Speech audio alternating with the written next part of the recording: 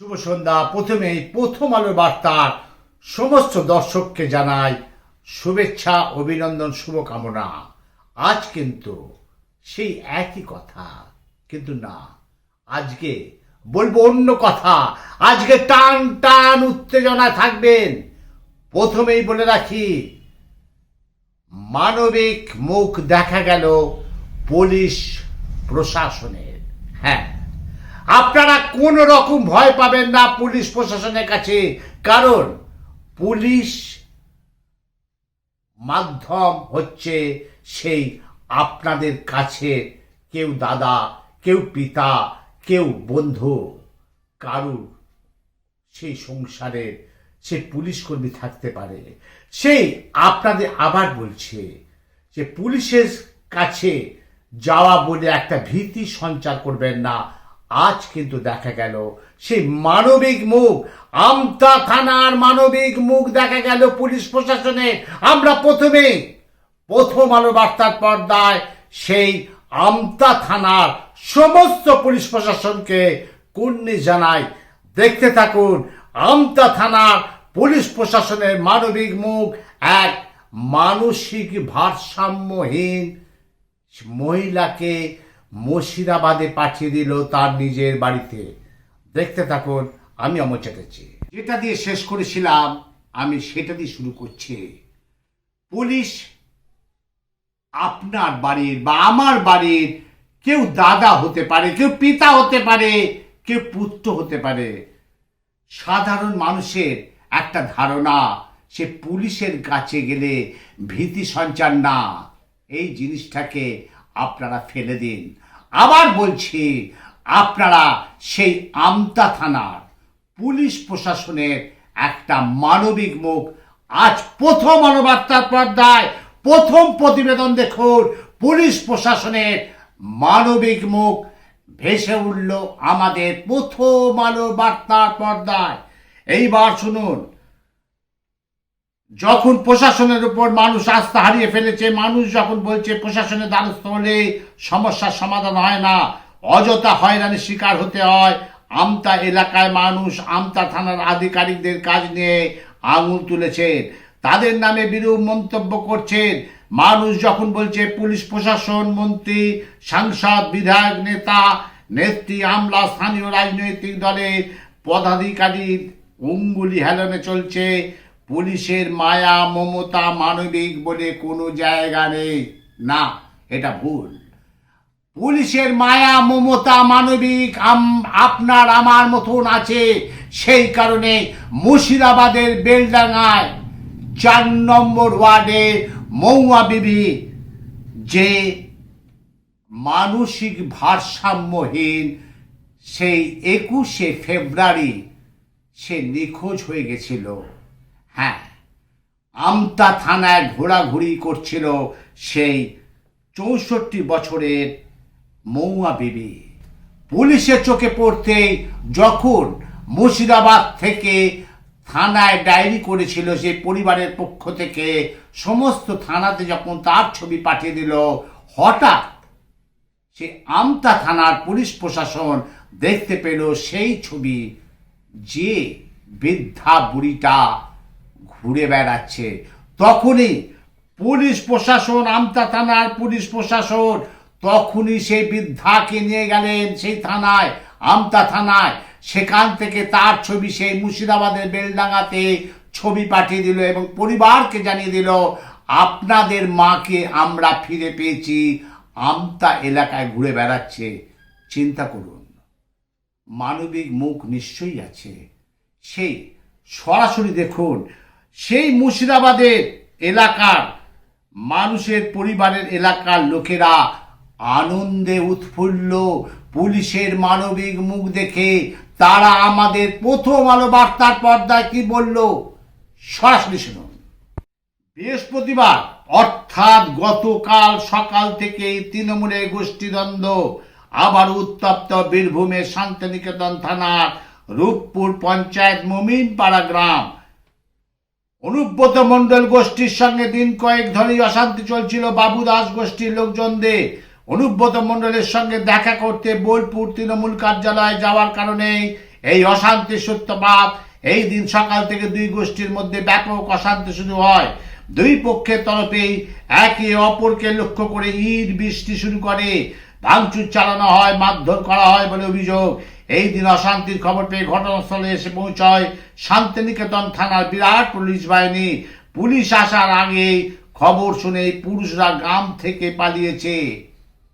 তাহলে বুঝতে পারছেন সেই তৃণমূলের গোষ্ঠীদ্বন্দ্ব গতকাল সেই কলকাতা নেতাজি ইন্ডোর স্টেডিয়ামে মমতা ব্যানার্জি 26-এ সে বিধানসভা ভোটকে পাখি চোখ করে সমস্ত তৃণমূল কর্মীদের তিনি বার্তা দিলেন যে সিম্বলই হচ্ছে প্রধান। আর সেই দিনই সেই একই জায়গায় বীরভূমে তৃণমূলের গোষ্ঠীদ্বন্দ্ব চরমে। ওখানকার যারা মহিলারা আছেন তারা ভয় ভীতি, তারা বাড়ি থেকে বেরোতে পারছে না। সরাসরি শুনুন আমাদের প্রথম আলো বার্তার পর্দায় আমাদের প্রতিনিধিকে, ওখানকার সেই বাড়ির বউয়েরা কি বলল সরাসরি শুনুন। দুবরাজপুর, এবার আপনাদের নিয়ে যাচ্ছি দুবরাজপুর থানার যশোপুর গ্রাম পঞ্চায়েতের ধ গ্রামে শাল নদীর ধারে চাষ জমির আলের পাশে দুটি জেরিকেন ভর্তি পোতা রয়েছে প্রচুর তাজা বোমা। প্রায় 60টা তাজা বোমা একটা মাটির মধ্যে সেই বালতির ভেতর ঢোকানো আছে। পুলিশের অনুমান মাটিতে পোতা তাজা বোমার সংখ্যা প্রায় 60টি। ঘটনাস্থলে গিয়ে ঘিরে রাখে দুবরাজপুর থানার পুলিশ। খবর দেওয়া হয় সিআইডি বোম ডিসপোজাল স্কোয়াডের টিমকে। তারা এসে দুটি জেরিকেন ভর্তি বোমাগুলো নিষ্ক্রিয় করে। পুলিশ সূত্রে খবর ধ গ্রামে শাল নদীর ধারে নির্জন জায়গায় তাজা বোমার বাঁধার কাজ করছে, কারণ ওই ফাঁকা জায়গায় বোমা তৈরি মশলা পড়েছিল। দুষ্কৃতীরা মাঠের পাশে আলে জেরিকেল ভরে তা পুঁতে রাখা হয়। চিন্তা করুন সেই দুবরাজপুরে, সেখানে বাচ্চারাও তো যেতে পারে, বাড়ির বউরাও তো যেতে পারে, বাড়ির মেয়েরাও তো যেতে পারে। আপনাদের দেখাচ্ছি সেই মাটিতে পোতা জেরিকেল, যেটা বালতির মতন অনেকটা দেখতে, সেখানে 60টা তাজা বোমা উদ্ধার হলো। সেই ছবি তুলে আনলো আমাদের প্রথম আলোর বার্তার প্রতিনিধি। সরাসরি দেখুন। একদম ব্রেকিং নিউজ। হাসপাতালে চলল গুলি। কোথায় জানেন? হুগলি জেলায় আত্মঘাতী হলো এক পুলিশ কর্মী। আমি আসছি একটা ছোট্ট ব্রেকিং এর পর আপনাদের সামনে। হেভেন্স বোন স্কুল এমন একটি শিক্ষা প্রতিষ্ঠান যেখানে পড়াশোনার পাশাপাশি খেলাধুলা ও শরীর চর্চার মাধ্যমে ছাত্রছাত্রীদের উৎসাহিত করা হয়।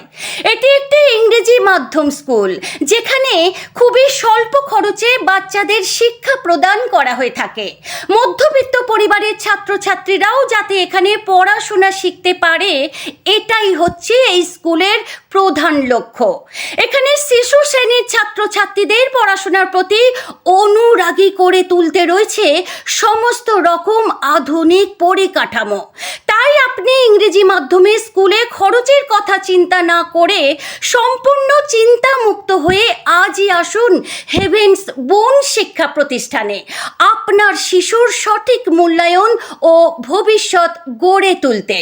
ঠিকানা হেভেন্স বোন school, 99/1 Baidyabati, nursery road. Heavens বোন স্কুল এটি বৈদ্যবাটি শহরে প্রতিষ্ঠিত এবং আমরা যে কারিকুলামটাকে ফলো করি সেটি হচ্ছে সিবিএসসি। এখানে ছাত্রছাত্রীদের পড়াশোনার সাথে সাথে খেলাধুলার প্রতি এবং এক্সট্রা কারিকুলার অ্যাক্টিভিটিসের প্রতি বিশেষভাবে জোর দেওয়া হয় এবং আমাদের এখানে খুবই স্বল্প খরচে ইংরেজি মাধ্যমকে ফলো করে বাচ্চাদেরকে পড়ানো হয় এবং এখানে সঠিক এবং আধুনিক পরিকাঠামোর দ্বারা স্কুলটা চালিত। আমাদের বিশেষ যেসব ফেসিলিটিসগুলো আছে তার মধ্যে আমাদের ফায়ার এক্সটিংগুইশার আছে এবং এখানে নতুনভাবে শিশু শ্রেণীর স্টুডেন্টদের কথা ভেবে এখানে কিডস জোন এবং প্লে জোন বিশেষভাবে গঠন করা হয়েছে এবং আরও অত্যাধুনিক পদ্ধতিতে যারা বাচ্চারাও স্বল্প খরচে শিক্ষার সুবিধা পায় সেদিকে নজর রাখা হচ্ছে। হেভেনসবুন স্কুল বৈদ্যবাটিতে আমাদের যে স্কুলটা আমরা পড়েছি, এই স্কুলটা শুধু একমাত্র যে পয়সাওয়ালা লোকেরাই স্টুডেন্টরা ভর্তি হবে সেটা নয়, এখানে সাধারণ মধ্যবিত্ত ঘরের বাচ্চারাও ভর্তি হতে পারবে এবং রিজনেবল অ্যাডমিশন চার্জ নিয়েই আমরা স্কুলটা করেছি। আমাদের এটা প্রতিজ্ঞা এবং আমার স্কুলের যারা টিচার আছে তাদেরও একটা এই ভাবনা যে স্কুলটা বৈদ্যবাটি এই শহরের মধ্যে বেস্ট স্কুল আগামী দিনে আমরা হেভেনসবুনটাকে গড়ে তুলব, এইভাবেই আমরা অঙ্গীকার করছি। আমাদের এখানে প্লে জোন থেকে কিডস জোন থেকে আরম্ভ করে ক্লাস, এখানে আমাদের একবার ভর্তি হলে বাচ্চা ক্লাস 12 অবধি নিশ্চিতভাবে তারা সিবিএসসি বোর্ডে পড়াশোনা করতে পারবে। ব্রেকিং এর আগে যে কথাটা বলছিলাম যে ব্রেকিং নিউজ, আজকের প্রথম হেডলাইন থাকছে হাসপাতালে চলল গুলি, পুলিশ কর্মী আত্মঘাতী। এটাই হচ্ছে আজকের হেডলাইন। এইবার শুনুন, চুঁচুড়া হাসপাতালে হুগলি জেলার পুলিশ লকআপে ডিউটিরত অবস্থায় নিজের সার্ভিস রিভলভার দিয়ে আত্মহত্যার চেষ্টা এক পুলিশ কর্মী। ইমামবাড়া হাসপাতালে পুলিশ লকআপে সার্ভিস রিভলভার থেকে গুলি চালিয়ে আত্মহত্যার চেষ্টা এক পুলিশ কর্মী। কি কারণে এই আত্মহত্যার চেষ্টা সেটা তদন্ত চলছে। আশঙ্কাজনক অবস্থায় আইসিইউতে ভর্তি কনস্টেবল হিমাংশু মাঝি, বাঁকুড়ায় বাড়ি। চন্দননগর পুলিশ লাইনে ব্যারাকে থাকতো, রাতে পোস্টিং ছিল। গতকাল চুঁচুড়া হাসপাতাল লকআপে নাইট ডিউটি করছিল। সূত্র মারফত জানা যাচ্ছে আগামী 3রা মার্চ হিমাংশুর বিয়ে। আজই ছুটিতে বাড়ি যাওয়ার কথা ছিল। সেই ঘটনার তদন্তে কিন্তু নেমে গেছে খোদ চন্দননগর কমিশনারেট সিপি সাহেব। শুধু তাই নয়, তার আশঙ্কাজনক অবস্থায় আজকে সে গ্রিন করিডোর করে সিপি সাহেব সোজা কলকাতার হসপিটালে পাঠালো।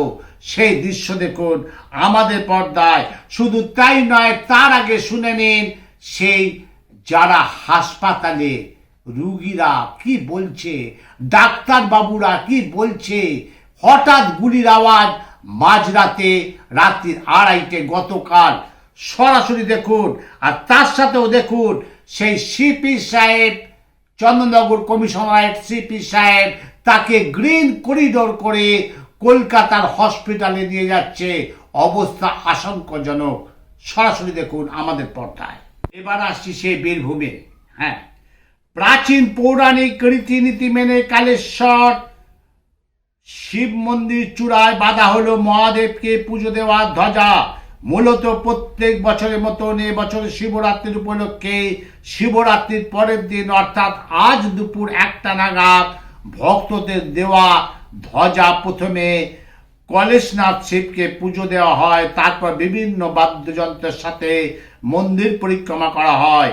এই ধ্বজা মন্দিরে উঠে চূড়ায় বাঁধা হলো। আর এই ধ্বজা বাঁধা দেখতে মন্দির চত্বরে ভিড় জমিয়েছিল কয়েক হাজার ভক্ত। মূলত প্রত্যেক বছরই শিবরাত্রির পরের দিন ভক্তদের দেওয়া ধ্বজা পুজো দেওয়ার পর সেই ধ্বজা মন্দিরের চূড়ায় বাঁধা হয়ে থাকে। আর আজ অর্থাৎ সেই ময়ূর 2 নম্বর ব্লকের অন্তর্গত কলেশনাথ শিব মন্দিরে বাঁধা হলো মহাদেবের ধ্বজা।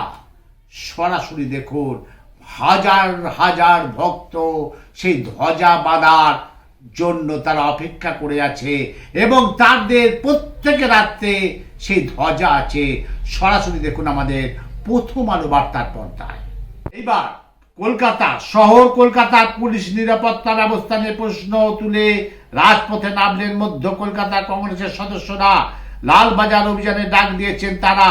তাদের অভিযোগ, সাম্প্রতিক শহর কলকাতা পার্শ্ববর্তী অঞ্চলে যেভাবে আইন শৃঙ্খলা অবনতি দিনে দিনে বেড়ে উঠেছে, এতে আমরা শহরবাসীরা খুবই আতঙ্কিত হয়ে পড়েছি। পুলিশের নাকের ডগায়, একদম নাকের ডগায় শহর থেকে বেআইনি অস্ত্র কারখানা গজে উঠেছে, বাড়ছে চুরি ছিনতাই, দিকে দিকে নেশার ঠেক, সব রমরমিয়ে চলছে, আর চলছে মহিলাদের উপর নির্যাতন। তারই প্রতিবাদে কংগ্রেসের তরফ থেকে আজ সেই ডাক দেয়া হলো সেই অভিযান। সরাসরি দেখুন আমাদের প্রথম আলো বার্তার পর্দায়।